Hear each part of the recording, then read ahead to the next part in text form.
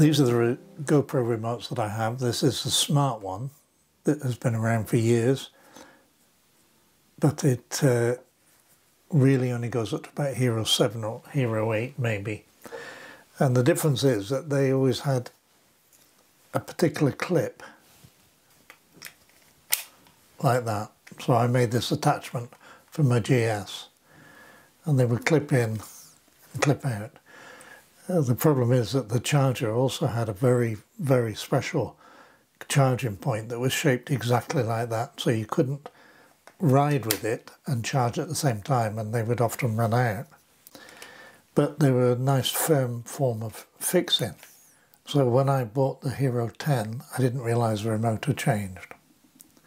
So you needed a different remote, and this is the one they do now, and you can see it's quite a distinct difference on the front. But the big difference is that it was meant, and you get this with it, it's meant as almost like a watch. This goes through, and you can strap it on your wrist. But I'm not comfortable personally with operating that, looking down at it, looking down from where you're riding and moving your hand across and operating it there. So the method I have come up with is a little bit different from this, and I've used it now for over a year, and it works really well. So I don't use the strap. I know many people do, just for me personally. So this is what I've made.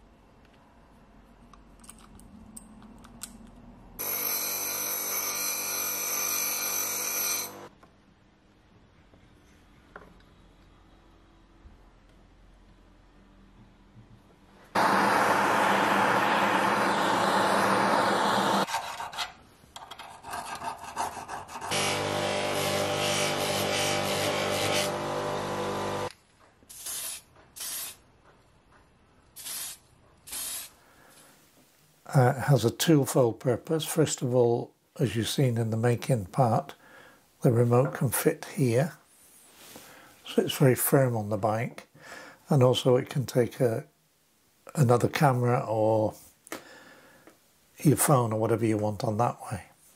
So that's how it comes out. It's made of 3mm brass and sprayed with many coats of matte black. And then these two ram bolts have stainless steel bolts going through them, a stainless steel nylock nut that tightens them up, and they're threaded 8mm in this bar as well, so it's a double security. They'll not come off, very fixed. So that's how I make it. It comes with the Allen key, 2.5 Allen key, the plate that goes through the remote, and the two stainless steel bolts. Just to assemble it all, you just use this. It goes through the back, the plate, and then this is a one-off. You won't need to do it again. You screw them in and tighten up both sides, and it tightens it up against that 1mm foam pad inside here, so it's protecting it. And then you just have a little bit of movement if you just want to straighten it up. Tiny little bit of movement, and it is tiny, but that is so fixed. That is solid.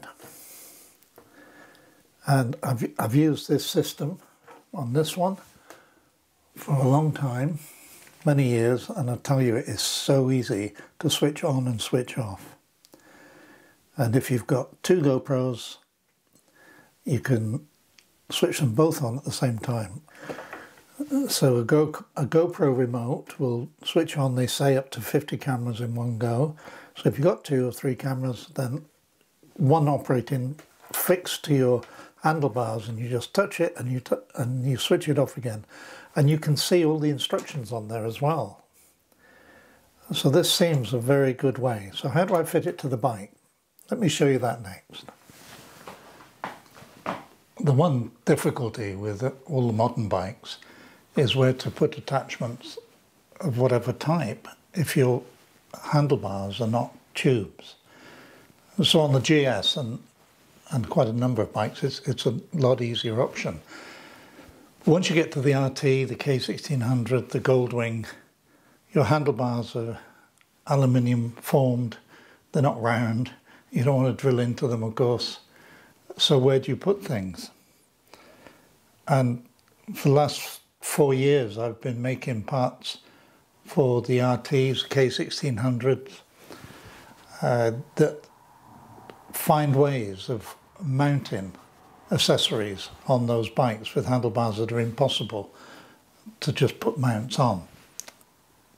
This item I've made to hold the GoPro remote will fit on any bike where you can install a RAM mount. So let me show you on the Goldwing, just as an example, how it looks impossible, but you can find a method. So the Goldwing is very much like the K1600, the RT. The bars themselves are aluminium moulded, they're not round. You can't connect anything to these. So one of the parts I've made for years is this ram bolt here. I turn down a stainless steel bolt, I tap it 4mm, it goes into most brake reservoirs. Not clutch reservoirs, if you have them, they're different. Brake reservoirs, this goes into any bike that's got 4mm, which is, seems to be most of them. So this is the one I make for the GS or the RT or the K1600, and it fits exactly well with the Goldwing as well. So on this one I put my phone, as you saw in another video, and I connect the phone up so it charges, and it's just brilliant for me. So where can I put this new attachment to take the remote for the GoPro? Well, most Goldwing owners know that just here there's a covering cap, and under that the bar is round.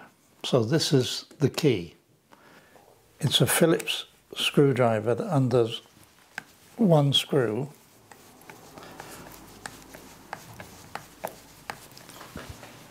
in this covering cap. So don't lose it.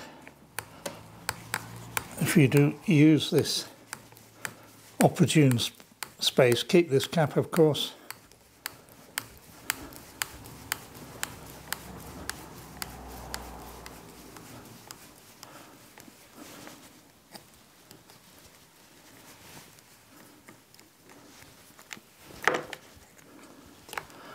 And it comes off in 2 pieces, like that.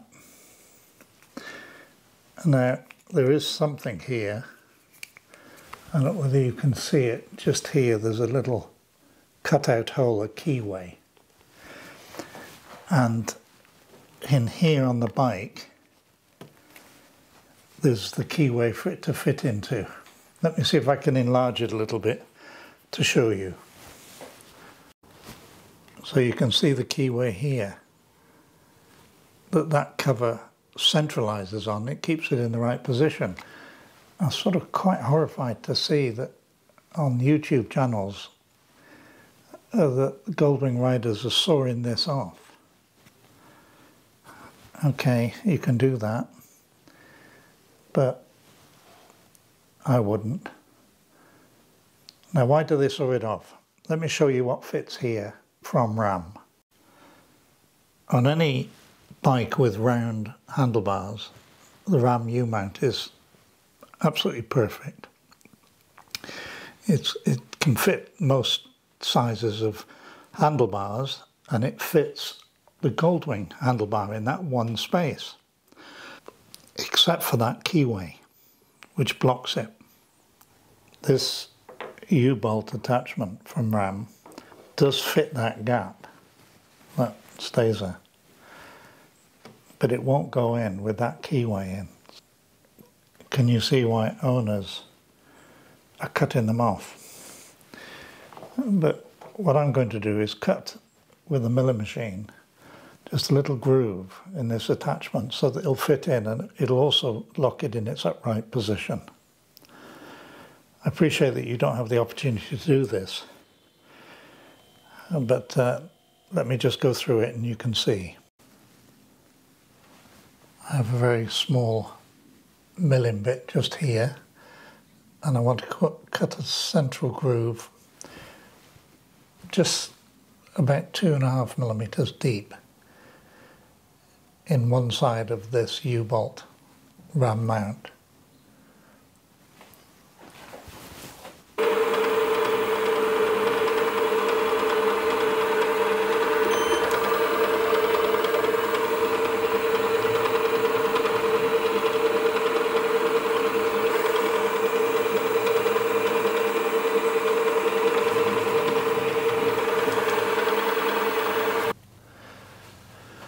Actually, I was wrong. I've cut the keyway, which is 4 millimeters deep, not 2. Kept trying it. But the actual base is just a little bit too proud without hitting it with a hammer to get it in. So I'm just going to take a little bit off this aluminium base until it fits in exactly right.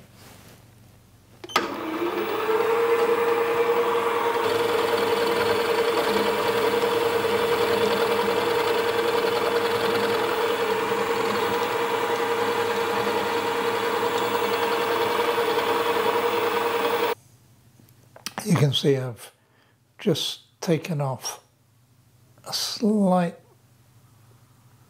0.4 of a millimeter off and 4 millimeters deep, and now goes right in.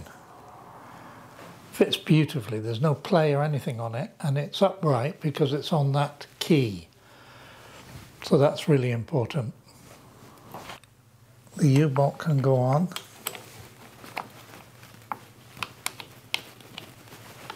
Which I'm hoping will fit without milling down.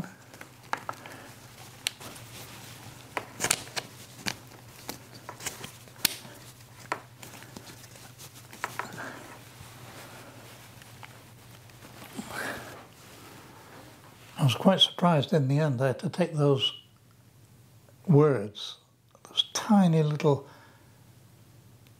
symbols or whatever they had on them, just smooth them off. And now it fits perfectly. So that goes there. You can run your bolt up through, and then your cap with the keyway and the little goes beautifully on there. And then you have two Imperial, because it's American, Nylock nuts. Oh, an 11 millimeter metric spanner. Fits it perfectly. Now the filing off to bring it down, you could do in a vise with a file. Cutting the keyway is a little bit more difficult. Could be done with a saw, but I'll do it for anybody. With the Goldwing, that is. You don't need it for any other bike, I don't think. So if you wanted to buy the mount system, but I haven't priced it up yet, but it can't be cheap because there's so many RAM. Each of these RAM 1-inch rubber mounts is £14 in the UK. So I've got 2 on the system as it is. So it's not a cheap method, but it's solid. So that's that there, and that's not going anywhere. It's locked in its upright position. Now, I tend to use the small bracket on these. I bend it over slightly so that my thumb can reach the remote control. You've got every angle under the sun here.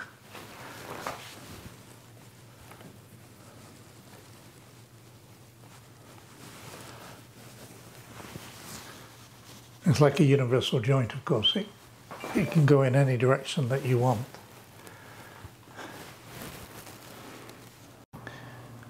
I have a GoPro Hero 10 as the second camera now because the remote will operate the 2 together, so they switch on simultaneously. This makes a very neat unit in total. And by undoing one bolt, you can take the whole thing off. So if you stop for a coffee or anything like that, then the whole unit can come off, put in your pocket or your top box or wherever, and it's very safe.